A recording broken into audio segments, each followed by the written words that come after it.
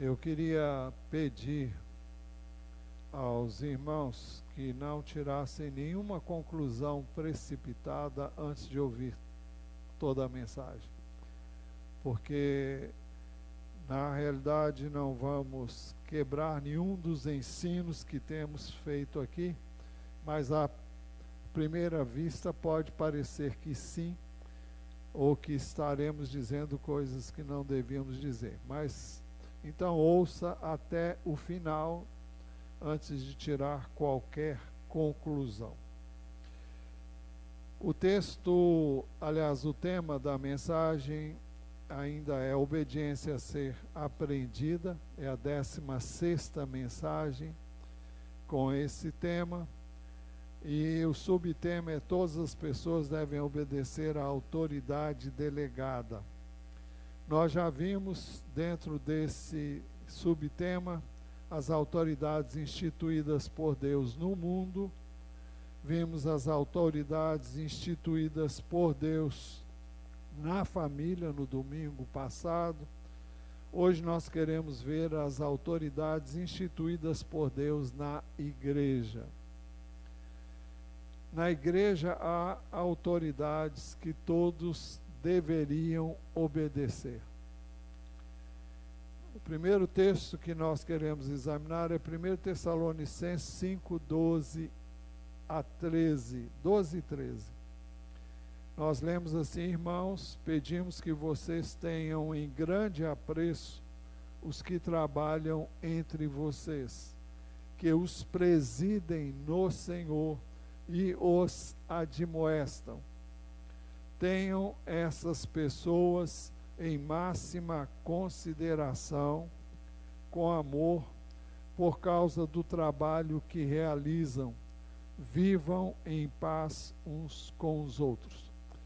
Bom, esse texto está se referindo a toda a liderança da igreja e, de modo especial, aqueles que estão presidindo, de alguma forma, alguma reunião, algum encontro, algum culto. Por isso que o texto diz que preside. Irmãos, pedimos que vocês tenham em grande apreço os que trabalham entre vocês. E aí é de todos que trabalham.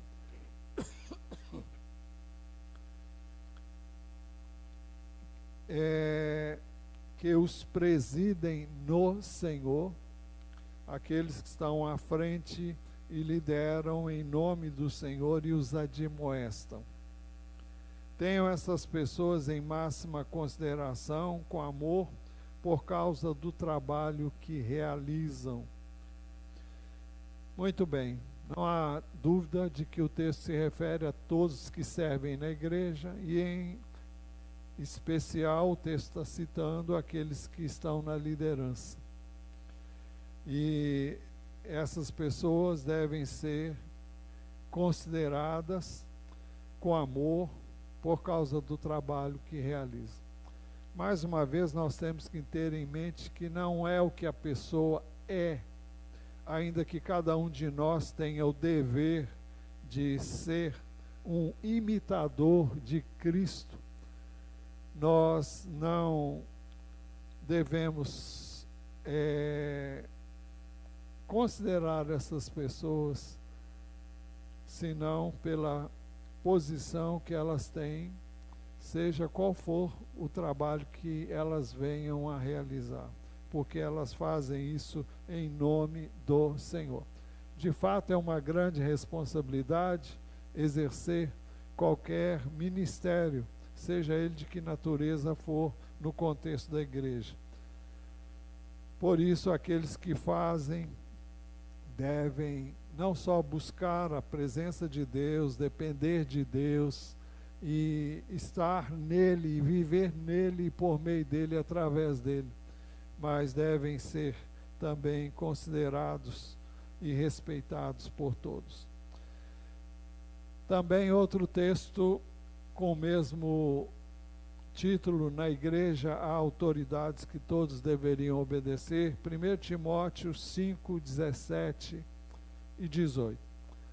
devem ser considerados merecedores de pagamento em dobro os presbíteros. Antes de entrar nos detalhes, vamos ver o que são os presbíteros. Algumas igrejas não chamam seus pastores de presbíteros. Aliás, não chamam seus pastores de pastores, mas de presbíteros. E presbítero, pastor e bispo na Bíblia são uma e a mesma coisa. As três palavras são usadas de forma intercambiável, alternadamente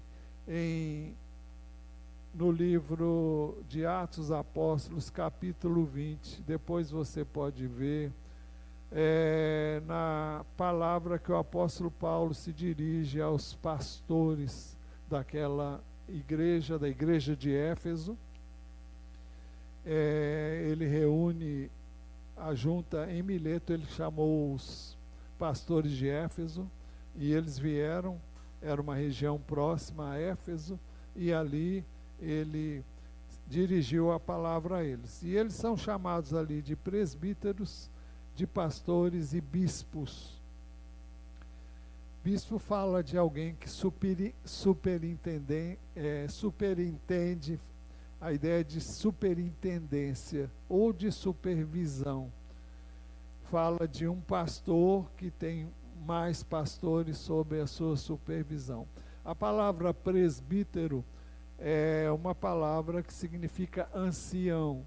Ela se origina de um termo que foi tirado do judaísmo, porque toda sinagoga,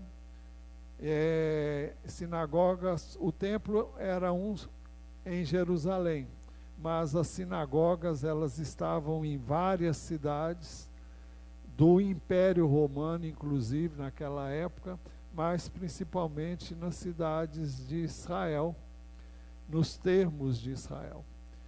E em cada sinagoga havia um ancião. O ancião era o líder da igreja local. E por isso esse termo foi trazido para a igreja, e essa é a tradução literal da palavra presbítero, ancião. E a palavra pastor é aplicada aos que pastoreiam, aos que cuidam das ovelhas. Então, são três termos usados para uma mesma função, um mesmo ministério. Aqui fala, devem ser considerados merecedores de pagamento dobrado. Literalmente está escrito assim, que sejam considerados merecedores de dupla honra. Agora, por que essa tradução traduziu por merecedores de pagamento em dobro? Na realidade, é a primeira vez que eu vejo essa tradução, porque até então nunca tinha visto uma tradução semelhante a essa. Mas eu vou explicar já por que dela ter sido traduzida assim. Essa palavra é aplicada no Velho Testamento, quando Deus deu um mandamento que os filhos devem honrar os seus pais. E honrar não significa só prestar honra, como nós normalmente usamos esse termo, honrar alguém, prestar homenagem. Não é honrar, é dar honra, mas como se dá honra? Respeitando, obedecendo, cuidando, se necessário, suprindo suas necessidades, especialmente quando os pais ficam idosos, e muitos deles podem vir a ser alguém que venha a necessitar de ser cuidado. Aí vem o sentido da palavra honra, de alguém que merece sustento, que precisa de sustento. Então, pais precisam ser obedecidos, respeitados, eu falei obedecido, respeitados, cuidados. Esse é o sentido. Me empresta a Bíblia aqui, por favor.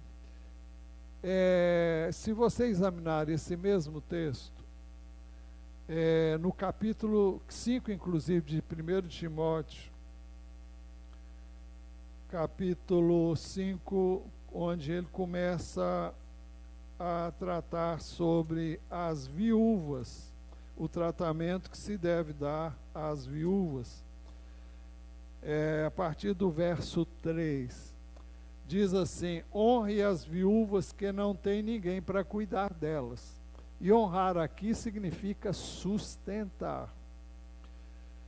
Mas se alguma viúva tem filhos ou netos, que estes aprendam primeiro a exercer piedade para com a própria casa e a recompensar os seus pais, pois isto é aceitável diante de Deus. Aquela que é viúva de fato, ou seja, aquela que não tem amparo e não tem ninguém para cuidar dela, espere em Deus e persevere em súplicas e orações noite e dia. Bom, aí vai entrar em outros detalhes. Então, isso é só para explicar. O texto, a mesma palavra empregada em Efésios capítulo 6.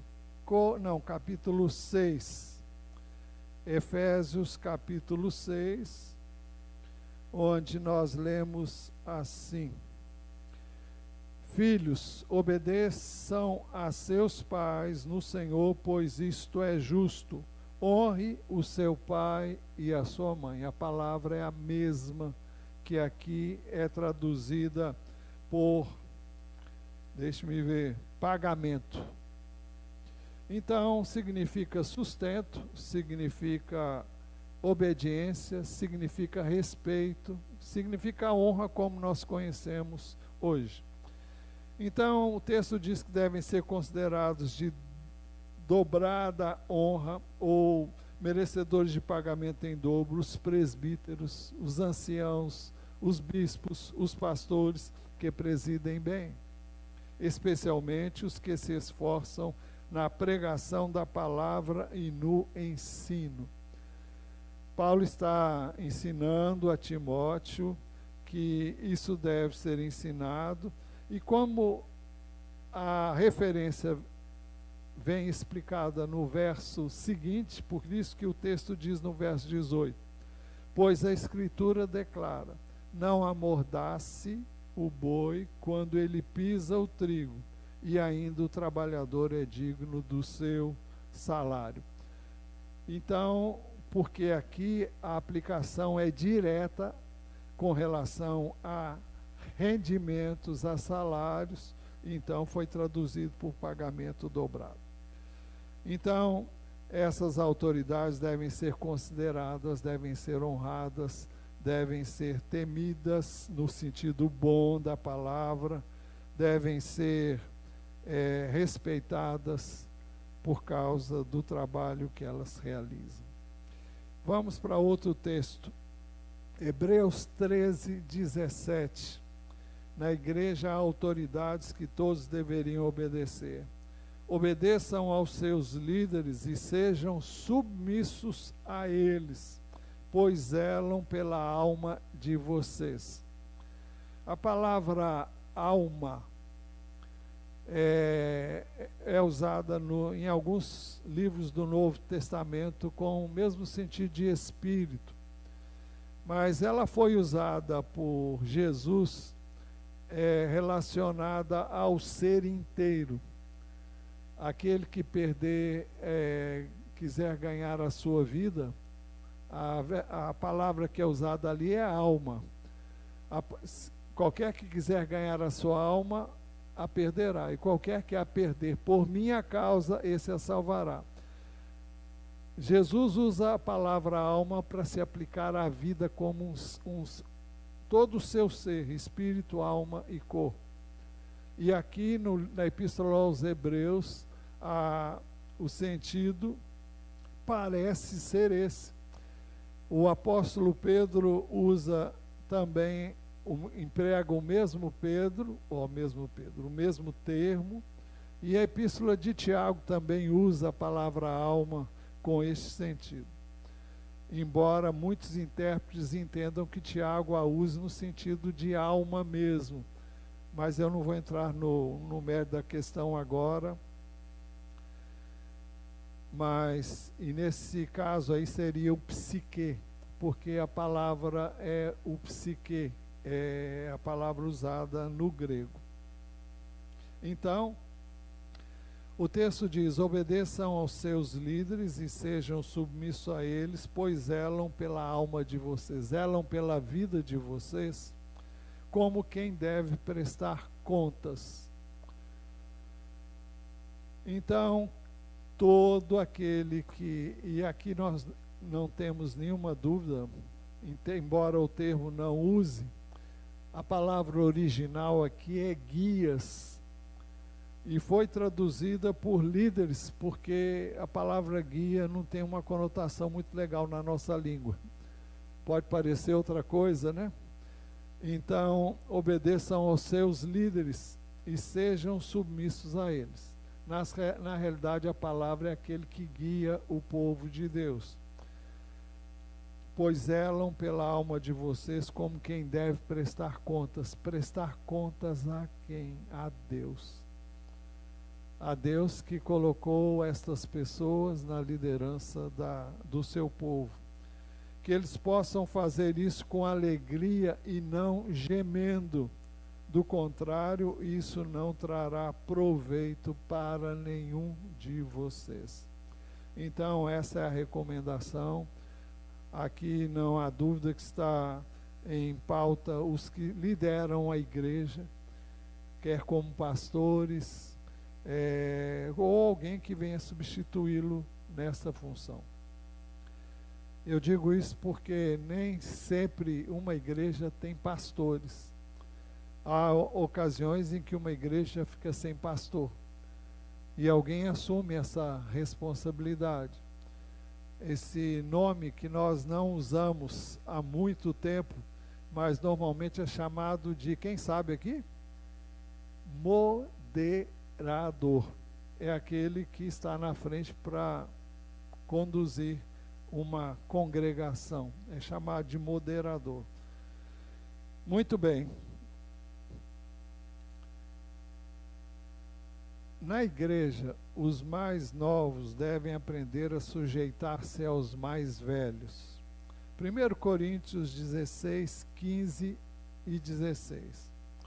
E agora, irmãos, eu peço a vocês o seguinte: os membros da casa de Estéfanas são as primícias da Acaia. Acaia era uma província romana, e hoje equivale ao lugar onde nós conhecemos como a Grécia. Então, aquilo era uma província romana que se chamava Acaia. Na Acaia estava uma das principais igrejas do Novo Testamento, a igreja de Corinto. E então ele diz: e agora, irmãos, eu peço a vocês o seguinte: os membros da casa de Estéfanas são as primícias. O Estéfanas seria o primeiro a se converter dentre os coríntios. Então a família dele era considerado os primeiros frutos daquela região. E eles se consagraram ao serviço dos santos. Eles se dedicaram ao serviço dos santos.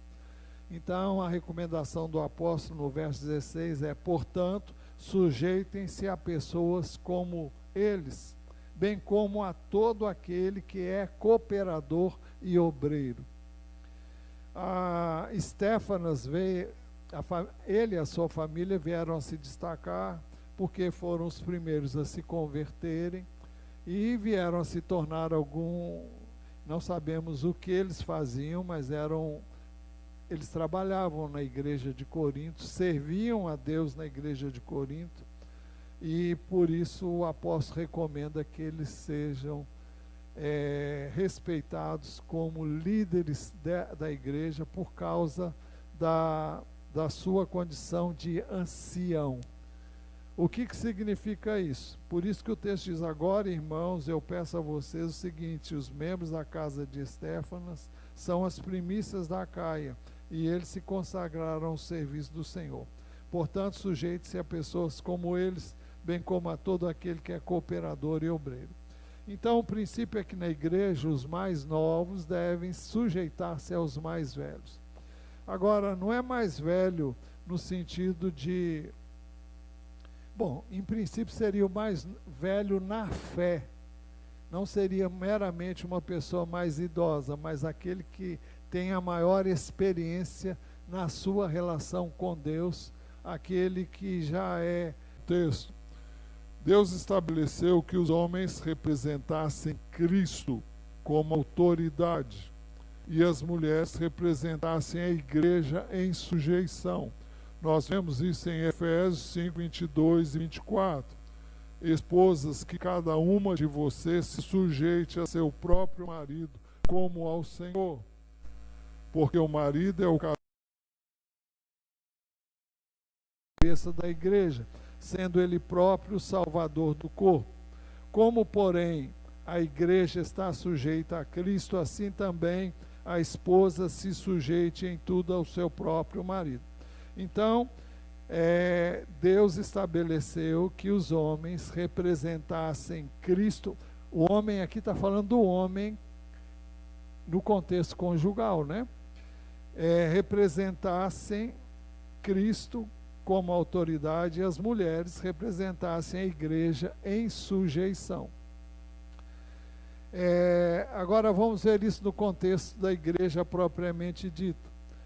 As mulheres, na época do apóstolo Paulo, usavam um véu como sinal da autoridade do marido sobre elas.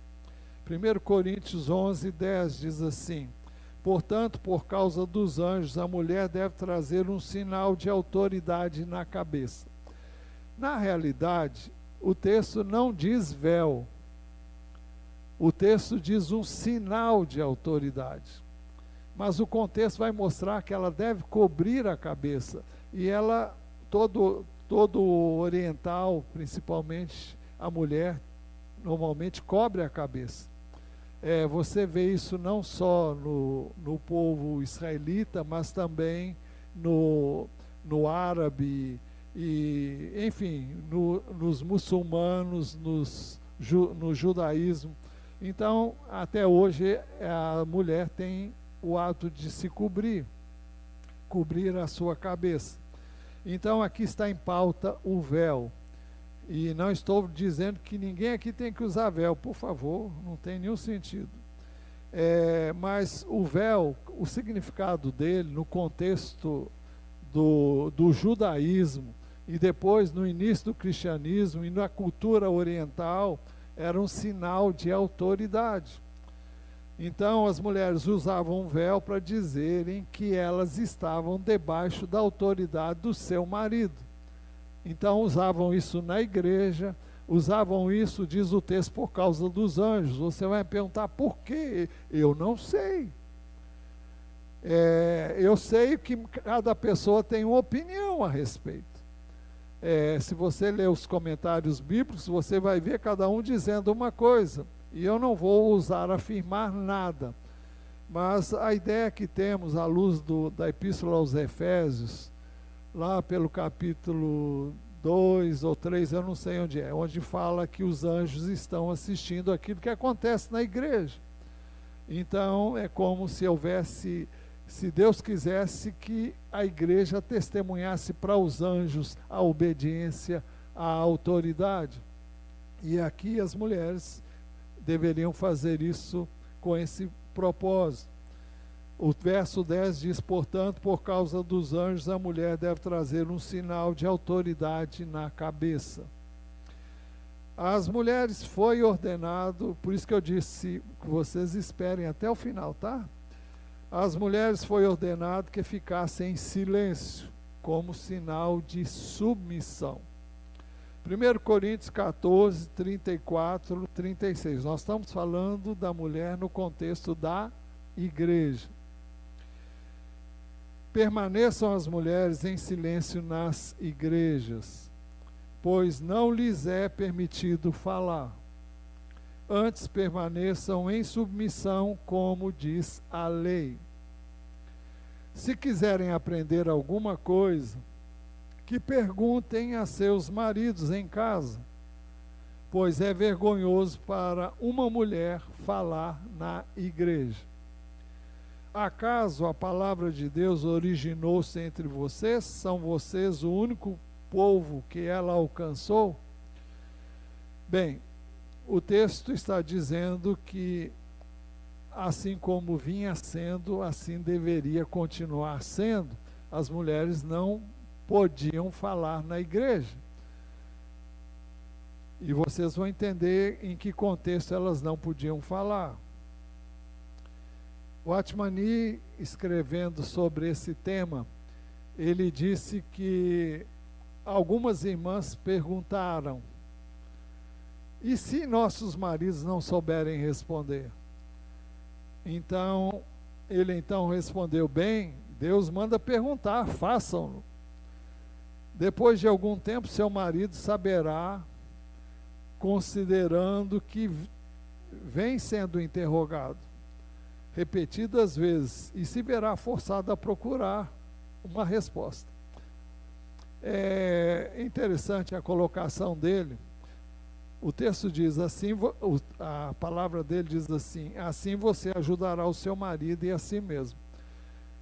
É interessante a colocação dele, porque é um princípio que não rege só isso, mas normalmente as mulheres são muito mais ágeis do que os homens, e elas veem mais coisas do que os homens, elas observam mais, tem suas exceções, mas normalmente elas estão mais antenadas e mais ligadas às coisas que os homens não estão nem aí. E também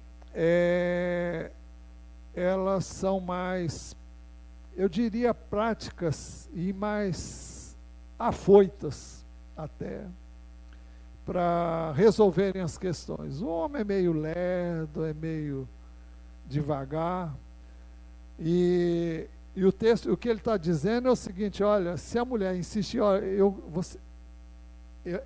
a questão era o seguinte: no contexto da igreja de Corinto,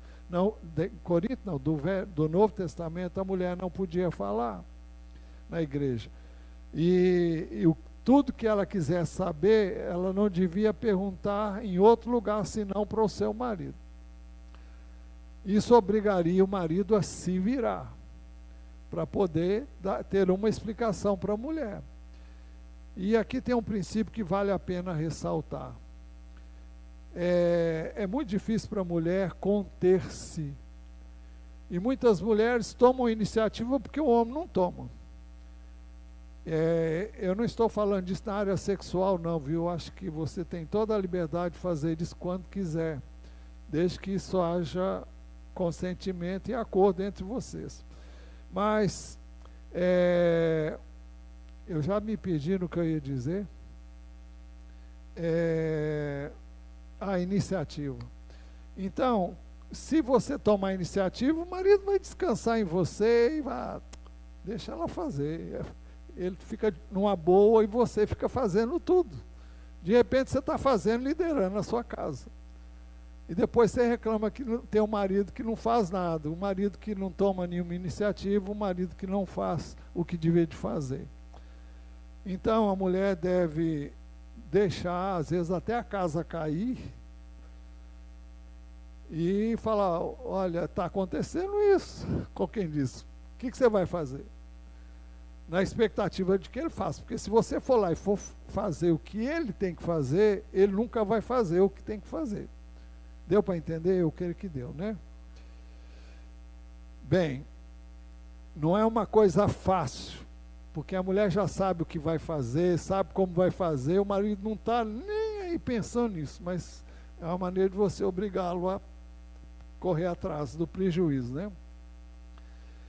Então, às mulheres foi ordenado que ficassem em silêncio como sinal de submissão, isso também na primeira epístola de Pedro. capítulo 3, verso 1. Igualmente vocês, esposas, estejam sujeitas, cada uma a seu próprio marido, para que, se ele ainda não obedece à palavra, seja ganho sem palavra alguma por meio da conduta de sua esposa. Não vamos entrar em muitos detalhes aqui, porque já falamos sobre isso. Mas a questão é que é mais um desafio para a mulher conter-se. A tendência dela é falar, é instigar, é cobrar, é quase que empurrar o marido para ele tomar uma atitude, para ele... aí pode vir crítica, pode haver o pior aí normalmente são as críticas, né? Ah, você não faz isso, você não faz aquilo, você não é assim, você não é assado.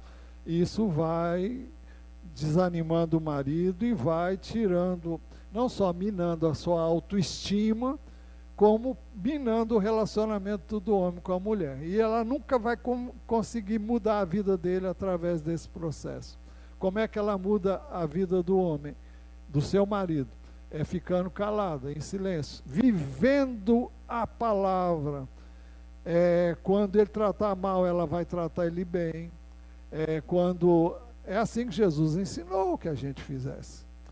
Em qualquer relacionamento do ser humano. Se alguém faz mal para você, você deve fazer o bem. Se alguém te prejudica, você não vai prejudicar da mesma forma, ainda que a natureza humana peça isso. Então, é esse o sentido. Mas aqui entra a questão de evidência também de submissão. E o contexto de Pedro vai mostrar que ela deve ser submissa ao marido, se você ler o texto. Nós não vamos ver isso agora. Então, julgando pelo que já vimos e ainda pelos textos que vamos ver a seguir, a mulher nunca poderia falar na igreja. 1 Timóteo 2, 11 e 13 diz assim: a mulher aprenda em silêncio com toda submissão, e não permite que a mulher ensine, nem que exerça autoridade sobre o homem. O homem aqui é o marido dela.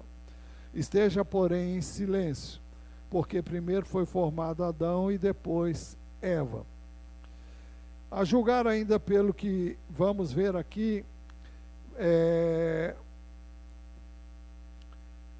1 Coríntios 14, 34. Permaneçam as mulheres em silêncio nas igrejas, pois não lhes é permitido falar. Antes permaneçam em submissão, como diz a lei.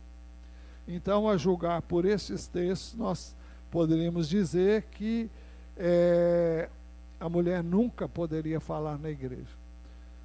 Os irmãos sabem que essa não é a realidade aqui, nem em nenhum outro lugar, não é? Pois é. Agora veja o seguinte: a mulher pode falar na igreja se o fizer debaixo da autoridade do homem, do seu marido, né? Ou debaixo da autoridade do seu pastor, ou debaixo da autoridade do seu líder, se você estiver num contexto em que tem uma liderança e você deve sujeitar-se a essa liderança. Mas aí não é só a mulher, é todo mundo, né? Então vamos entender. A mulher pode falar na igreja se o fizer debaixo da autoridade do homem. Então vamos ver 1 Coríntios 11, 5. Toda mulher, porém, que ora ou profetiza. Então nós vemos que as mulheres oravam na igreja e profetizavam. Com a cabeça descoberta, desonra sua própria cabeça, porque é como se a tivesse rapado. Então ela poderia orar, ela poderia profetizar, ou seja, ela poderia falar, mas desde que ela estivesse com sinal de autoridade, ou seja, sob a autoridade do marido. Ela não poderia falar por si mesma. 1 Coríntios 11, 10. Portanto, por causa dos anjos, a mulher deve trazer um sinal de autoridade sobre a cabeça. A tradução literal seria: portanto, a mulher deve trazer sobre a cabeça autoridade por causa dos anjos. E então é por isso que eu disse que não há menção de véu, mas sim o sinal de autoridade. E o véu era um sinal que era usado naquela época para isso. Eu não sei de quantos aqui, minha mãe durante muito tempo ela foi católica. E eu não sei se hoje ainda se usa. As mulheres usam véu na igreja católica ainda hoje? Usa? Então, naquela época, então não mudou muita coisa, não. Vocês conhecem também a igreja do véu, não conhecem? Sabe o que é a igreja do véu, né? Onde as mulheres usam. Mas o significado é no sentido de submissão. Bem, então eu creio que ficou claro isso. A mulher fala e pode falar. Aqui as mulheres falam mais do que os homens. Pregam mais do que os homens, sim. Trabalham mais. Isso é em todo lugar. É em todo lugar. Eu vim de uma igreja grande que tinha 1.200 membros e lá as mulheres sempre estiveram na frente de tudo. E aqui nunca foi diferente, não. E é um meio de falar também, homens reajam, né? Bem, vamos ver agora as autoridades instituídas por Deus no mundo espiritual. Vamos fazer isso só de passagem. Deus instituiu autoridades no mundo espiritual. Segunda Epístola de Pedro, capítulo 2, versos 9 a 11, dizem assim: assim o Senhor sabe livrar da provação os piedosos e manter os injustos sob castigo para o dia do juízo, especialmente aqueles que, seguindo a carne, andam em desejos impuros e desprezam qualquer autoridade. Atrevidos, arrogantes, não temem difamar os gloriosos seres celestiais. Ao passo que anjos, embora maiores em força e poder, não proferem contra essas autoridades sentença difamatória na presença do Senhor. Ou seja, o texto fala das autoridades espirituais. E aqui estão em pauta as autoridades que Deus constituiu, os seres celestiais, é uma referência a anjos, a arcanjos e a toda a hierarquia celestial que a Bíblia menciona. E tanto aqueles que se rebelaram contra Deus, no caso de Satanás e os seus anjos, como aqueles que permaneceram fiéis a Deus. E o texto está dizendo que os anjos de Deus não ousam proferir qualquer palavra que difame aqueles que Deus constituiu como autoridade, que hoje estão rebeladas contra Deus. Eu vou ler novamente para vocês pegarem melhor. Assim o Senhor sabe livrar da provação os piedosos e manter os injustos sob castigo para o dia do juízo, especialmente aqueles que, seguindo a carne, aqui está falando dos homens, andam em desejos impuros e desprezam qualquer autoridade. Está falando de homens que desprezam qualquer autoridade. Atrevidos, arrogantes, não temem difamar, eles são capazes de falar até mal de anjos, de principados e potestades.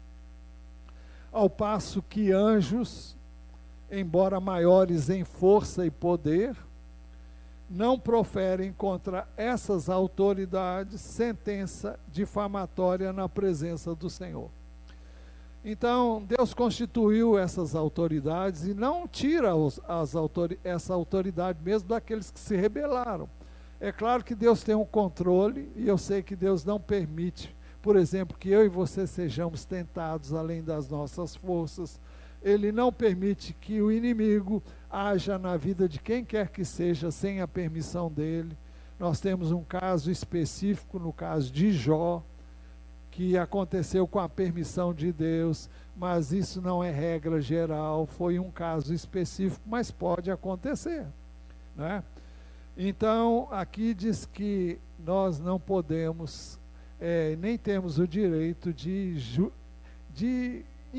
imprecar, de dizer, falar mal de quem quer que seja, inclusive dos seres celestiais, sejam eles do mal, sejam eles do bem. Então, nestes versos, nós somos informados que a autoridade em posição gloriosa no mundo espiritual, sob as quais os anjos são colocados. Embora algumas autoridades tenham fracassado, como é o caso do diabo e os seus anjos, os anjos não se atrevem a injuriá-las, uma vez que elas são superiores. Judas 9 diz assim: contudo, nem mesmo o arcanjo Miguel, quando entrou em conflito com o diabo e discutia a respeito do corpo de Moisés. Você vai perguntar, o que é isso? Eu não sei. Aqui diz que houve uma disputa. Eu não sei se o diabo tinha interesse em que as pessoas soubessem onde Moisés seria sepultado, porque com certeza iam fazer um lugar de culto ali. Como acontece em muitos lugares aí, onde um monte de gente vai e reverencia aquele morto como Deus nunca quis, né? Eu creio que foi por isso que o texto diz que foi Deus que sepultou ele e ninguém sabe onde foi sepultado, porque senão iam idolatrar Moisés, iam fazer coisas com ele, né? Então o texto diz: contudo, nem mesmo o arcanjo Miguel, quando entrou em conflito com o diabo e discutia a respeito do corpo de Moisés, ousou pronunciar a sentença difamatória contra ele. Pelo contrário, disse: o Senhor repreenda você. Por quê? Porque, embora rebelado, Satanás é uma autoridade estabelecida por Deus. Há quem pense que Miguel, antes da queda de Satanás, estava sob a autoridade dele. Por isso não se atreveu a proferir juízo infamatório. Mas o texto sugere que nem nenhuma circunstância nós devíamos fazê-lo. Ele disse apenas: o Senhor o repreenda. Nós não estamos sujeitos à autoridade do maligno, e nem devemos aceitar a autoridade dele sobre nós, mas devemos entender que Deus o constituiu e é problema dele com Deus.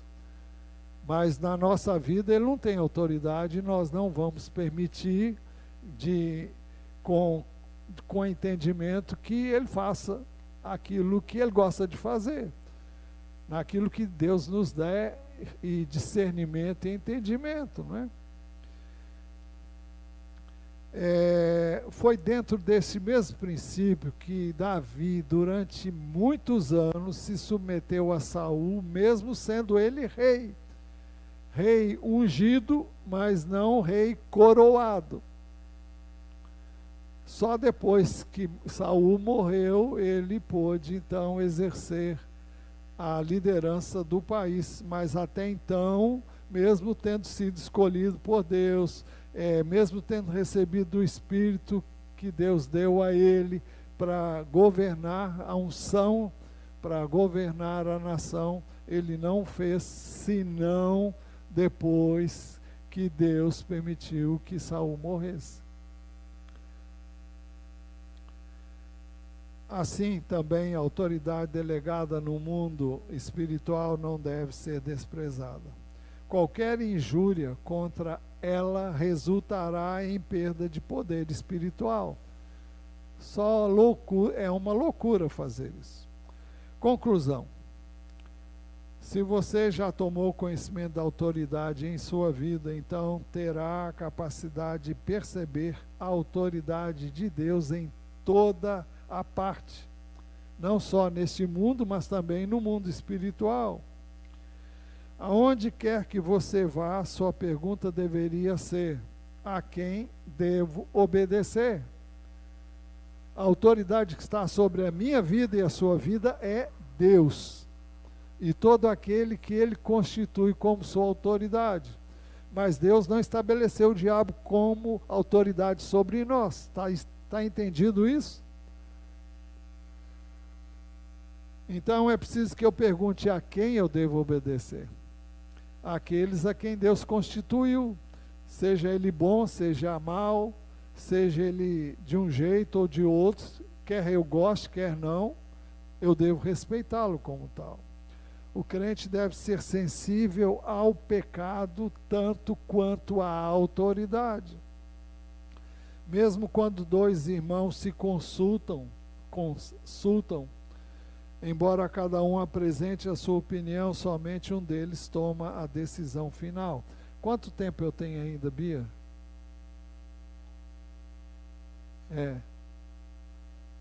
Tá, eu vou terminar rapidinho. Em Atos 15 aconteceu um concílio. Os jovens e os velhos puderam falar. Cada um pôde dar a sua opinião. Mas depois que Pedro e Paulo terminaram de falar, Tiago se levantou e disse, Tiago tomou a palavra e disse: irmãos, ouçam o que tenho a dizer. Por isso julgo que não devemos perturbar aqueles que entre os gentios se convertem a Deus, mas escrever-lhes que se abstenham das contaminações dos ídolos, bem como da imoralidade sexual, da carne de animais sufocados e do sangue. Porque Moisés tem em cada cidade, desde tempos antigos, que o pregam nas sinagogas onde é lido todos os sábados. O que acontecia, esse concílio se reuniu para decidir sobre se os cristãos deviam, o que deviam fazer em relação à lei. E se deviam se circuncidar ou não, até porque a circuncisão era anterior à lei. Mas, então aqui foi decidido que nada disso seria, eles teriam que fazer nada disso. Mas aqui diz o que é que eles teriam que evitar. Eles deviam evitar a imoralidade sexual, a contaminação com os ídolos, comer carne de animais sufocados e do sangue. Então é a única orientação que foi dada à igreja naquela época e ocasião. Pedro e Paulo tinham falado antes, mas Tiago foi quem fez o julgamento. Por quê? Porque ele era o mais, por incrível que pareça, ele era o líder da igreja em Jerusalém. Esse Tiago aqui não é o Tiago apóstolo, é o Tiago, irmão de Jesus. Esse Tiago, irmão de Jesus, é o que escreveu a epístola de Tiago. Ele, inicialmente, como os demais irmãos de Jesus, não creram em Jesus, mas ele creu. E ele é também irmão de Judas, que escreveu a epístola de Judas, que também era meio irmão de Jesus, porque Jesus foi concebido pelo Espírito de Deus, né? Bem, então, entre os anciãos ou apóstolos havia uma ordem, e Paulo chegou a dizer: porque eu sou o menor dos apóstolos, e nem mesmo sou digno de ser chamado apóstolo, pois persegui a igreja de Deus. Então, no caso de Jerusalém, Tiago era o líder, e ele veio a ser chamado também de apóstolo, embora não fosse um dos 12. Essa ordem não foi estabelecida por homem, todavia, cada um precisa saber onde foi colocado.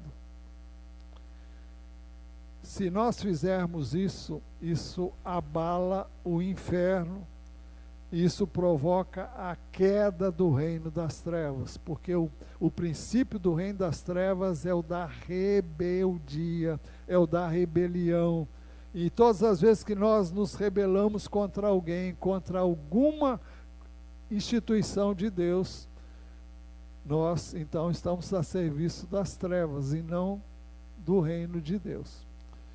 Então é por isso que nós vencemos o mal praticando o bem. Qual é o bem? Sendo sujeitos à autoridade de Deus, onde quer que ela se encontrar. Feche os seus olhos e fale com Deus. Senhor, nós buscamos a Tua presença e Te damos graças, porque a Tua palavra é muito clara em nos ensinar, em nos instruir, e pedimos que o Senhor nos dê um coração dócil, um coração sensato, um coração sensível ao Teu Espírito, Tua palavra, para que dela não nos afastemos nem para a direita nem para a esquerda. Ajuda-nos a ter sempre os olhos fixos naquilo que o Senhor tem dito na Tua palavra, e ajuda-nos a vivê-la pelo Teu poder e pelo Teu Espírito. Nós oramos com gratidão no nome de Jesus. Pedimos que ao sair daqui saiamos em paz, cercados pelos Teus anjos, livres do mal, e que Tu nos mantenhas bem junto do Teu coração. Oramos em nome de Jesus. Amém.